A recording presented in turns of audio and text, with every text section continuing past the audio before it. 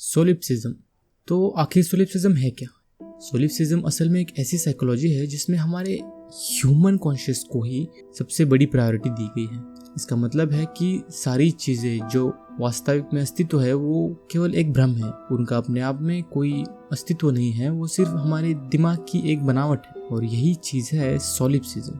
सोलिप्सिज्म में सिर्फ हमारी चेतना, मतलब सिर्फ हमारे दिमाग को ही कारण बताया गया है सारी चीज़ों, यानी कि बाहरी दुनिया जिसको हम महसूस करते हैं, देखते हैं, उसका असल में कोई अस्तित्व ही नहीं है। तो सुनने के बाद आप भी सोचेंगे कि यार कैसी बेसलेस थ्योरी है, ऐसा कैसे हो सकता है कि बाहरी दुनिया का कोई अस्तित्व ही ना हो। पर यकीन मानिए, लेकिन जब मैंने इसके बारे में थोड़ा सा पढ़ा और जानकारी इकट्ठा की तो एक्चुअल में इस थ्योरी में बहुत सारा वजन है और बहुत हद तक ये ठोस भी है। तो बहुत सारे फिलोसोफर्स ने सोलिप्सिज्म पर अपनी फिलोसॉफीज दी है, पर एक्चुअल में दो ही लोग हैं जिनसे मैं बहुत प्रभावित हुआ। पहले है जॉर्ज बर्केली और दूसरे हैं रेने डेस्कार्टेस, जिसमें जॉर्ज बर्केली एक्चुअल में एक सोलिप्सिस्ट है, जबकि रेने डेस्कार्टेस अपने आप को सोलिप्सिस्ट पूरी तरह से नहीं मानते थे, लेकिन उनकी जो फिलोसॉफी है वो बाहरी दुनिया पे सवाल खड़ी करती थी।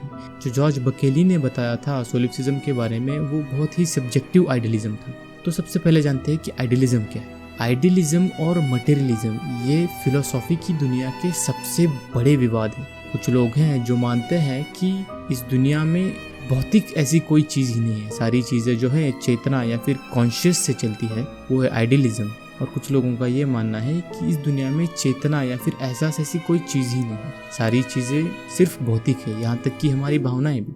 उनके हिसाब से हमारी भावनाएं जो हैं वो हमारे दिमाग में होने वाली न्यूरॉन्स और करंट की हलचल की वजह से ही है और वो भौतिक है, उनका वास्तविकता में कोई अस्तित्व ही नहीं है। और यहीं पे आता है सब्जेक्टिव आइडियलिज्म, यानी आप अपने आप की कॉन्शियसनेस को छोड़ के बाकी सारी चीज़ों को नकार रहे हैं।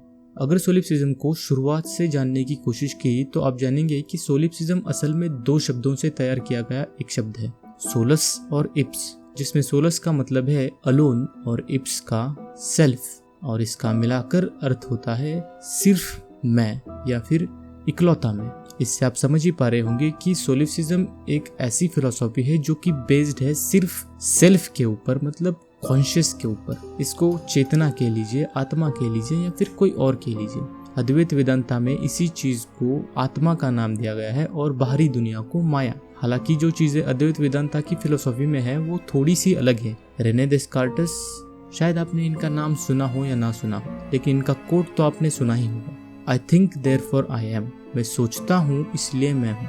अगर इस कोट को थोड़ा सा डीपली समझने की कोशिश करें तो आप समझेंगे कि इसका असल में मतलब कुछ ऐसा होता है, मेरा अस्तित्व है क्योंकि मेरे दिमाग ने मुझे सोच कर बनाया हुआ है, यानी कि मेरा जो शरीर है उसका कोई भौतिक अस्तित्व ही नहीं है। जो अस्तित्व मैं देख पा रहा हूँ या फिर महसूस कर पा रहा हूँ वो सिर्फ मेरी दिमाग की एक बनावट है जो कि चेतना से यानी मेरी कॉन्शियस से आई है। रेने डेस्कार्टेस की एक और इंटरेस्टिंग बात यह है कि उनका सपनों के तरफ का नजरिया। उनका कहना था कि अगर हम अपने सपनों के बारे में निश्चित नहीं हैं तो हम सच्चाई के बारे में कैसे निश्चित हो सकते हैं। और इसी चीज़ पर बेस्ड आपने एक मूवी भी देखी हुई है, इंसेप्शन। अगर आपको समझ नहीं आया कि बाहरी दुनिया और सपनों का कनेक्शन आखिर में क्या है तो मैं एग्जाम्पल से समझाता हूँ।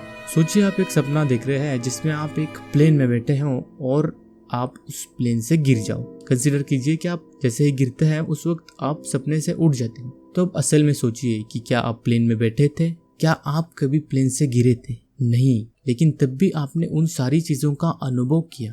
एग्जैक्टली ऐसे किया मानो जैसे आपने वो चीजें जी हों। बिल्कुल मटेरियलिस्टिक एक्सपीरियंस आपने उस चीज का जिया जो कि असल में एग्जिस्ट ही नहीं करती।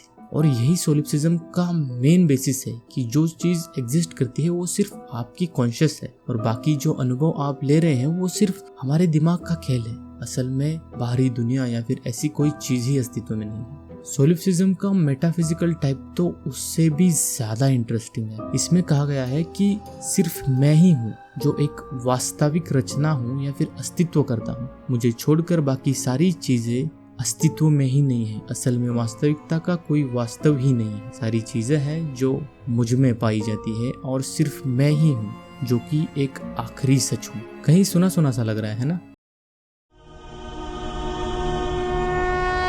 मैं ना शरीर हूं ना शरीर के अंग हूं, मैं ज्ञान, सृष्टि हूं, चैतन्य और पर ब्रह्म। मैं सब कुछ हूं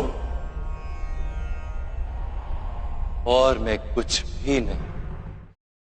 हालांकि ये बात सोलिफिज्म से बहुत ही ज़्यादा अलग है, पर अगर हम थोड़ा डीप में जाए तो आप जान पाएंगे कि ये चीज़ें कहीं ना कहीं रिलेट तो करती। तो हम ये तो नहीं मान सकते कि ये पूरी थ्योरी बेसलेस है। हालांकि सोलिफिज्म का एक एपिस्टेमोलॉजिकल भी पॉइंट ऑफ व्यू है, जो वास्तविकता है, यानी कि जो असल में अस्तित्व करने वाली चीज़ है वो दिमाग भी है। लेकिन इस सोलिफिज्म में बाहरी दुनिया को नकारा नहीं गया। उनके हिसाब से बाहरी दुनिया बस एक ऐसा सवाल है जिसका जवाब हमारे पास नहीं है, या फिर हम क्षमता नहीं रखते उसको ढूंढ पाने की। तो मेरा पॉइंट ऑफ व्यू क्या है सोलिफिज्म की तरफ? देखो, मैं ये नहीं कह रहा कि हमारी कॉन्शियसनेस या फिर हमारी चेतना झूठी है, या फिर मैं ये भी नहीं कह रहा कि बाहरी दुनिया ही इकलौता सच है।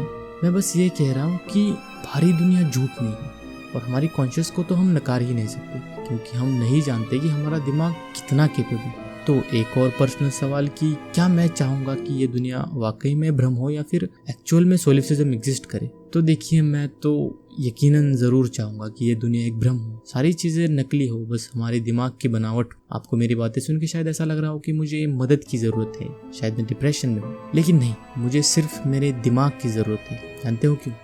मैं हूँ क्योंकि मैं सोच सकता हूँ।